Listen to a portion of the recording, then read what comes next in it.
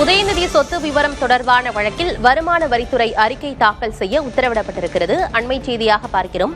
வருமான வரித்துறைக்கு சென்னை உயர்நீதிமன்றம் உத்தரவை பிறப்பித்திருக்கிறது.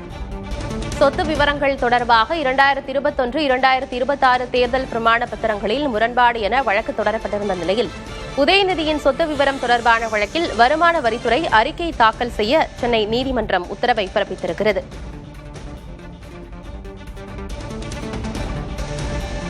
வருமான வரித்துறையும் மத்திய கார்ப்பரேட் விவகார அமைச்சகமும் விசாரணை நடத்த கோரிய வழக்கும் தொடுக்கப்பட்டிருக்கிறது. அண்மை செய்தியாக பார்க்கிறோம். வழக்கு விசாரணையை ஏப்ரல் 20ஆம் தேதிக்கு உயர்நீதிமன்றம் ஒத்திவைத்திருக்கிறது. விவரங்களோடு செய்தியாளர் சுப்பையா இணைந்திருக்கிறார். என்ன விவரம் சுப்பையா? அதாவது துணை முதலமைச்சர் உதயநிதி ஸ்டாலின் திருவல்லிக்கேணி சேப்பாக்கம் தொகுதியில் போட்டியிடுகிறார். அவர் வேட்புமனுவில் தனது சொத்து விவரங்களை குறிப்பிட்டிருந்தார். இது தொடர்பாக அந்த தொகுதியைச் சேர்ந்த வாக்காளர் ஒருவர், அதாவது குமாரவேல் சென்னை உயர்நீதிமன்றத்தில் வழக்கு மனு ஒன்றை தாக்கல் செய்திருந்தார். அந்த வழக்கு மனுவில் கடந்த 2021ஆம் ஆண்டு இதே உதயநிதி ஸ்டாலின் இதே தொகுதியில் வேட்புமனு தாக்கல் செய்திருந்தார். அதில் ரெட் ஜெயின் நிறுவனத்தின் மூலம் 7,36,00,000 ரூபாய் முதலீடு செய்திருந்ததாக குறிப்பிட்டிருந்த உதயநிதி தற்போது உள்ள வேட்புமனுவில் அந்த விவரங்கள் எதையும் தெரிவிக்கவில்லை என்றும் கூறியுள்ளார்.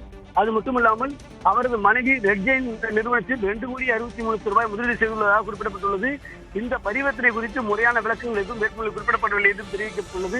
அது மட்டுமல்லாமல் கடந்த 2021ஆம் ஆண்டு தேர்தலின் போது தாக்கல் செய்த வேட்புமனுவில் 11,06,00,000 ரூபாய் சுனோஸ் ஹவுசிங் நிறுவனத்திற்கு கடன் கொடுத்துள்ளதாக குறிப்பிட்டிருந்த உதயநிதி 2021ஆம் ஆண்டு தேர்தல் வேட்புமனுவில் 10 கோடி என்று குறிப்பிட்டுள்ளார். மீதமுள்ள 1,06,00,000 ரூபாய் பணம் திருப்பி செலுத்தப்பட்டதா என்ற விவரங்களை தெரிவிக்கவில்லை என்று குறிப்பிட்டுள்ளார். இதன் மூலம் 2020ஆம் ஆண்டிற்கு 2 கோடி ரூபாய் வருமானம் குறிப்பிட்ட உதயநிதி தற்போது 10,98,00,000 வருமானம் உள்ளதாக குறிப்பிட்டிருக்கிறார்.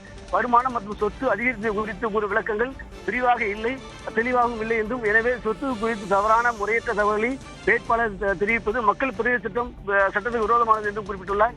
எனவே இது குறித்து வருமான வரித்துறைக்கும் கார்ப்பரேட் விவகாரத்துறைக்கும் விசாரணை நடத்துமாறு உத்தரவிட என்று கூறியிருந்தார். இந்த மனு இன்று தலைமை நீதிபதி தர்மாதிகாரி மற்றும் நீதிபதி அருமுருகன் ஆகியோர் விசாரணைக்கு வந்தது. அப்போது வேட்புமனுவில் தவறான தகவல் தெரிவித்ததால் மக்கள் பிரதிநிதித்துவ சட்டப்படி நடவடிக்கை எடுக்கப்படும், தேர்தல் நடைமுறை தொடங்கிவிட்டதால் இந்த விவகாரத்தில் வழக்கு தாக்கல் செய்ய முடியும் என்று தேர்தல் ஆணையத்தின் தரப்பில் தெரிவிக்கப்பட்டது.